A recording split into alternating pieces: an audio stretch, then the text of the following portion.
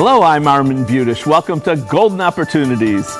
Today, school may be out, but we have a retirement class that may teach teachers a thing or two. Tornadoes, flooding, would you know what to do? We'll help you do your best to prepare for the worst. Then, a quit claim is not a quick fix. We'll slow things down to save you money when buying a house. Plus, we'll unearth the secrets of Cleveland's Underground Railroad. And are you protected? We'll make sure. It's time to get GOing, so pull up a chair and join us at our kitchen table for Golden Opportunities.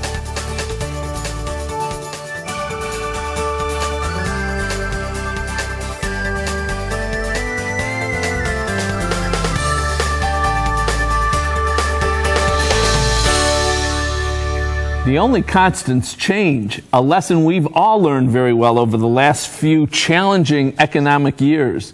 Now teachers looking at retirement need to learn this lesson again. And Jim Lineweaver's here to bring our class to order. Jim's a certified financial planner with the Lineweaver Financial Group. Thanks for joining us, Jim. My pleasure.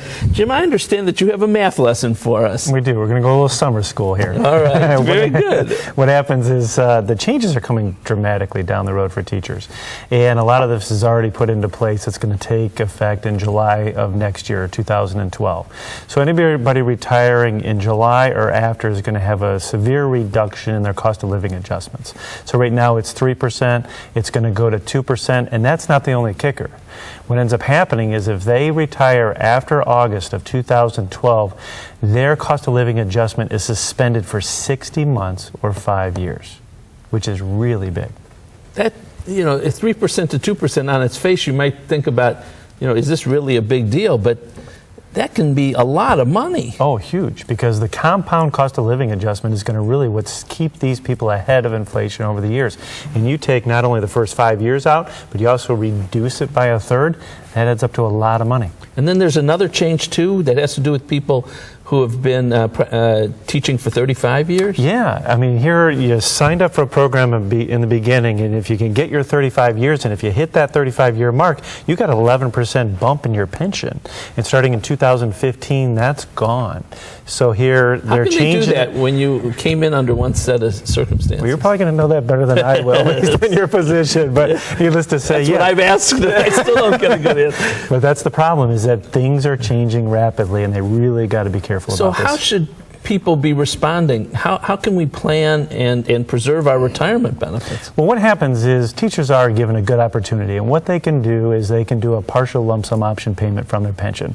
So if they're not happy with this cost of living adjustment that's coming down the pipe, what they can look at doing is taking a plop and rolling some of that money out of their pension and trying to self-direct that and control that on their own. So let me make sure I understand this. You have a pension, which is typically monthly. You could take a lump sum? You can. You can take a lump sum for part of it? Part of it. And still get a monthly payment? You can. And we actually have an example for your viewers, because you can take up to either 6 months or 36 times your monthly benefit. So if you look at the single life annuity, let's say someone who's going to get $3,000 a month from a pension. Okay. If you multiply that by 6 to 36 times, that person can take either $18,000 or all the way up to $108,000 out of their pension as a lump sum. Best thing to do is probably roll that over to a self-directed IRA, but then what they can do is they can invest that, generate income, and probably get a better cost of living adjustment than they can if they kept it with the pension. Now, if you take a lump sum, you can still get a monthly payment, but I assume it's not going to be as much. Exactly. So it's obviously going to be reduced, and it depends on the age and a lot of factors there. But what happens is their monthly pension would be reduced. You roll this lump sum out to an IRA, and then you look at generating an income to replace what you had, so you're made whole, but yet you're now in more control of this piece that you rolled out, and therefore, if it's invested correctly, can probably do a lot better than you could inside the pension. So as with any financial matter of such importance, probably be good to talk to a professional, somebody who can help them and walk them through what the options are and figure out what's best for any individual. Yeah, because there's a lot of options, and once you make the decision, you can't reverse it. So it is very important. Jim, thank you so much. Great information. Teachers and everyone, when it comes to planning your retirement, you have to do your homework. If you need help adding up the numbers, Jim's a willing tutor. To schedule a study session with him, just give him a call. The number's next. To find out more, call the Lineweaver Financial Group at 1-888-313-4009 or log on to www.lineweaver.net. Next, what to do when disaster strikes. But first, listen up, partner. The Silver Screen's first singing cowboy went by the name of Singing Sam. But here's the thing, Sam couldn't really sing. Still, this actor rode tall in the saddle for many more movies. Can you rustle up his name? We'll round up the answer and move it out when we return. Welcome to Breckenridge Village, a continuing care retirement community conveniently located in historic Willoughby, Ohio. Whether it's a luxury apartment, a spacious ranch home, or newly built brownstones, it's all here with the added security of knowing more care is available when you need it. Breckenridge Village offers an exciting and upbeat lifestyle, and the food is fabulous, and our staff makes you their #1 priority. Learn more about Breckenridge Village and come see our new Veal Wellness and Aquatic Center. Though he may have been king of the westerns, we know him as the Duke. John Wayne left the role of Singing Sam in the dust and rode off into the sunset as one of the great movie cowboys of all time. This spring's weather was head-spinning. Thunderstorms, tornadoes, flood watches. But are you ready for any weather dangers that might strike this summer? Now's the time to prepare, and Chris Basilio tells us that that's as easy as 1, 2, 3. Chris is a disaster associate in the Emergency Services Department of the American Red Cross of Greater Cleveland. Thanks for joining us, Chris. Welcome, Armin. All right, Chris, so as easy as 1, 2, 3 to prepare. Tell us what we should do. Yes, basically these 3 steps are part of our Be Red Cross Ready program. We sort of geared it toward our senior population as well. Basically, you just want to make a plan. All right, what do we do to make a plan? Let's start with make a plan. To make a plan, well, first, let's say, for instance, we have a large-scale fire in the home. You and all your family members want to plan a single escape route that will get you right out of the home. Then you might want to designate a landmark for everybody to meet at. And this is like, let's say, for instance, a picket fence or the big oak tree in the front yard. Okay. Now, on the other hand, say we have a large-scale flood in the area and we all need to evacuate. You want to set another area aside where you can get out of the hole where the whole disaster has occurred and set a meeting point there. Someplace far away from the home. Somewhere far away from the home. And if you live alone? If you live alone, you want to have a designated point of contact that's definitely outside of the area. This way, if you need to contact them or vice versa, they contact you to make sure everything is all right, they are able to do so. This would be like a son or a niece or a nephew or Son, something? niece, nephew, daughter, really anyone who is far enough away that they are out of the affected area. And you set all this up well ahead of time. You do it now. You don't wait till the disaster is here. Yes, yes. All right, and then there's some checklist comes as part of your make a plan? Yes. You can actually access the checklist right on our website at redcross.org. Right. This can include things from all of your emergency contact numbers to different ways to have your escape routes, pretty much a whole lot of everything. And the whole checklist you can get right on your website. Right off the website. And we'll give that again in a minute. So that's step 1. You set a meeting place, you have a contact person, you look at the checklist. Step 2 is a kit. Yes, you want to get a kit. What's the kit? Basically, we encourage you to pre-assemble your own disaster preparedness kit. This kit can include any items, like anything. And you have a whole bunch of stuff here on the table. Right, so right. For instance, we could kind of dig into this it. This is drinking water, yes. Evian, I assume. Of course. And you got duct tape here. You can include the flashlight. Oh, always got to have that flashlight. Batteries, pair of eyeglasses. Okay, got that here. You might want to include your personal eyeglasses, your personal prescription medications. I see an emergency blanket. This one is very small. It can't cover too much, but it actually unfolds. It unfolds, yes. Humor. That's a joke. All right, and this here. Handheld radio. Now, say for instance our power's gone out. we could revert right back to the radio, put batteries in it. You have it right there to get the most up-to-date what's going on with the emergency you're in. I don't think our kids know what this is. This is a radio. Right. A radio. It used to be what Mom and Dad used to use. All right? And this here, tell us what this treat is. That's your food right there. It's oh, boy.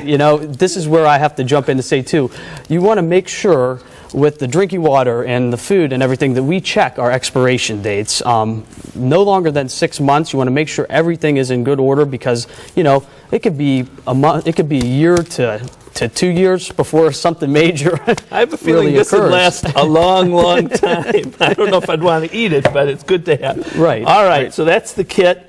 And you can either assemble one yourself, Yes. or is there a way to get a pre-assembled actually, one? we offer variety right on our website at redcross.org. Again, as I mentioned, you could kind of tailor the kit to how you really want it to. So, And maybe get some of this really good food. Okay, Right. what's the last step?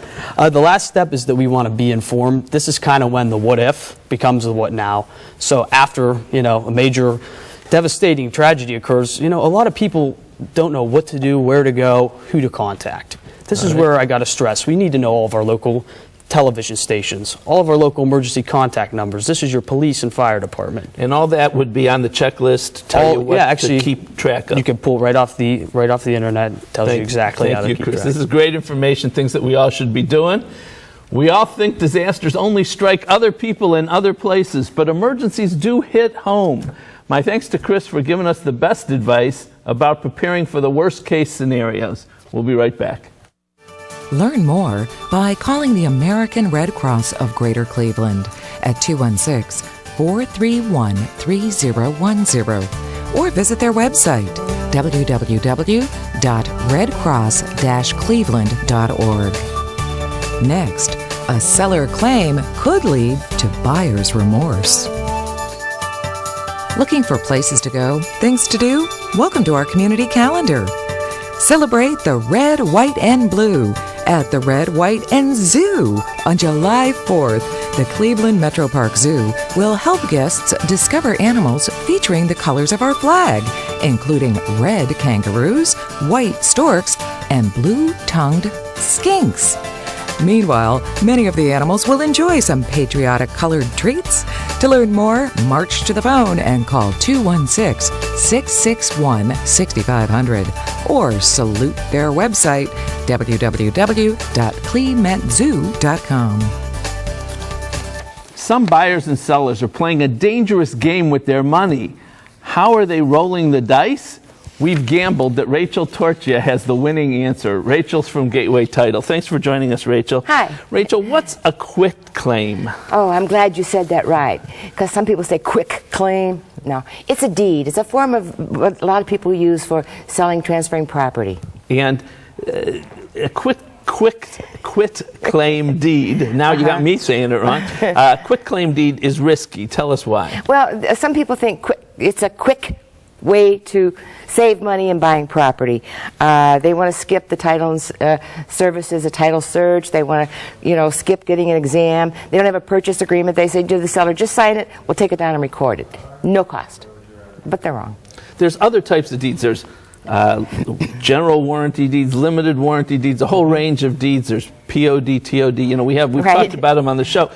But the quit claim deed is especially risky because you're basically saying that you will not have any claims going forward if something's wrong with the title. You warranty nothing. You're warranting nothing. So it's the buyer that's taking a huge risk when you get a deed that's a quit claim deed. Exactly. Now, are there any times, are these always bad, or are there times where it might be useful? Well, there's times when it's useful. It's when sometimes if there's a divorce and one party's supposed to quit claim the half of the property to the other. Sometimes it's just wanting to put a new spouse on with you, so you quit claim, and put them on your deed. There's some good reasons for it. Yeah. All right, now let's talk a little bit about some of the bad things that can happen if you get a quit claim deed.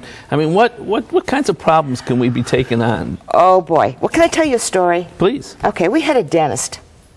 Not Stephen Marsh. Mm-hmm. Okay. And this dentist, he had a patient, and the patient owed him a tremendous amount of money. The patient came to the dentist and said, I can't pay you, but I have a rental property and it's all occupied, and what if I give you the deed to that property? Dentist thought, sounds pretty good. So the patient quit-claimed it to the dentist. That was it. He didn't want to spend any money. It was just given to him. Well, a couple years later, this dentist did not like being a landlord. So he came to us and said, I have a buyer for a property that I have and I want to sell it. So we now did a title exam, only to find out that there was more money in liens and judgments owed on the property than he could sell the property for. He was stuck. Wow. You know, it reminds me of another situation where somebody once came in that I talked to who had bought a house on a quick claim and then went to sell it, and turned out that years before, I mean way years before, there had been fraud in the purchase or sale of the property, and he really didn't own the property. Right. And, you know, so now he paid a lot of money for something that he doesn't own. That's right. A quitclaim deed. I could quitclaim to you the Terminal Tower building. Would you like it? How about the Brooklyn Bridge? Why not? All right. However, because I have no interest in it, actually, I'd be giving you something worthless. So, how do we find out more? How do we, protect ourselves here? How do we avoid making a mistake? Do it right. Do it right. Call me. I can tell you how to do it right. We can walk you through it. If it's only $5,000, do you want to throw $5,000 away? You know, the property cost? It's a risk. It's a big, big gamble. So for the right deed, which is really no more expensive than the quitclaim, and a title exam. And a title exam, title search, which is not all that expensive, you can protect your investment in the house. Yes. Very important information. And of course, if they call you, I'm sure you'll give them this free starter kit that you make available all the time. Yes. All right, so if you're thinking about using a quit claim, in many cases you should think again. The fast track may be just a fast way to lose your money. If you have questions, quit procrastinating and give Rachel a call. Make that call quickly. Her number's up next. For more information, call Gateway Title at 1-800-357-0567 or click to www.gatewaytitle.com. Next, going underground to understand the road to freedom. It's time to get up and go. An exercise minute on golden opportunities. Hi, I'm Mike Carbon from Breakout Fitness, and today we're going to do a shoulder press to work our shoulders. All right, you ready to go, Armand? I'm ready. All right, we're going to seat back in the chair. So we lean back against to keep our good posture. What we want to do is we're going to start with our hands at about a 90-degree angle, palms facing forward. Now we're just going to push this above our head, touch the dumbbells together, come back down to about a 90-degree angle, and let's go right back up. Perfect. Nice and slow, controlled movements. How come I don't look like you? Keep doing this and we'll get there. You got it. Excellent job. About 1,000 or 2,000 a day and I'll look like you. That's right. I'm ready. You're doing great.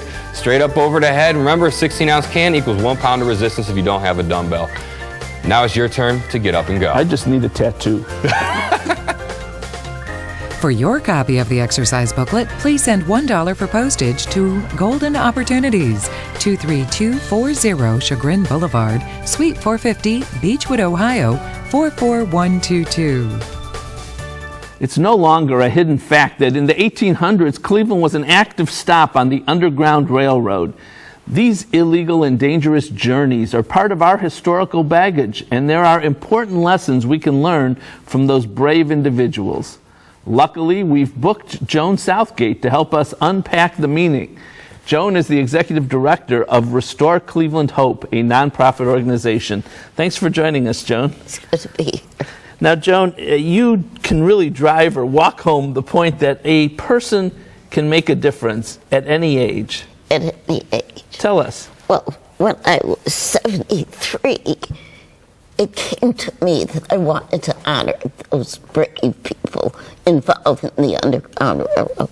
So I did a walk that went from Ripley, Ohio, a vibrant Underground Railroad site, to St. Catharines, Canada, which is the home of Harriet Tubman when she lived in Canada. And now you're using that piece of history about the Underground Railroad to help change our city today. I am. Shortly after my walk ended, I met with 6 women friends, and we founded an organization, a nonprofit organization called Restore Cleveland Hope.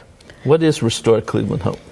It's an important organization that helps us know more about not only Cleveland's history, but our history as Americans. Because there always was a time when people would come together for the idea of reconciliation. How do you help people understand our history? Do you do seminars, programs, books? What do you do? Yes, we really do seminars. We do seminars, workshops, community meetings, and we have projects for children. We go into the schools all over the area. And we recently have started something we call Beloved Community Dialogues, based primarily on Martin Luther King's idea of beloved community. It's a circle conversation, and we use specific historical heroes to exchange insight on personal and present-day problems. And often it will expand well beyond race, religion, gender, culture, class. And so these programs are for everybody, white, black, Jewish, Christian, Muslim, anybody. Absolutely. And yes. what is the Cozad Bates House? Well, the Cozad Bates House was really the initial reason we came together. It's the last standing pre-Civil War house in University Circle area. The family that built it were anti-slavery activists, and that whole area of the University Circle. And that's what we're looking at there. And that's what we're looking at. Is that where the Restore Hope is now located? Not yet, but it's being restored, and that's a picture. If you go by it now, you'll see the new roof, the porch is being restored. And more recently, we've been working with Holy Rosary Montessori School, so the middle school and Restore Cleveland Hope will be in. We'll be there. And this is, we have up here at the Maltz Museum, people can come see you and hear more about this program? There will be a program at the Maltz Museum. We've done things that have brought all kinds of people together. Great. Joan, thank you very much. Thank You're an you. amazing woman, having done that huge walk, written books, and now created this program. 519 miles when I was 73. So thank you very much. Thank you. All right, with the great efforts of Joan Southgate and her organization, there is hope in Cleveland and beyond for learning from our history to make our future even better. My thanks to Joan for joining us today. To learn more, call Restore Cleveland Hope at 216-761-8416 or log on to www.restoreclevelandhope.org. Next, are you protected? We'll make sure. We're Gateway Title, keeping life simple. We can make it simple. We've got everything you need. See how easy selling your home can be. We're Gateway Title. We're keeping life simple. If you missed any of the phone numbers we gave, don't miss this second chance to write them down. Get a pen and paper, because right now we're going to list all the phone numbers from our guests again. Then I'll be back to tell you how to plan your estate in this age of technology.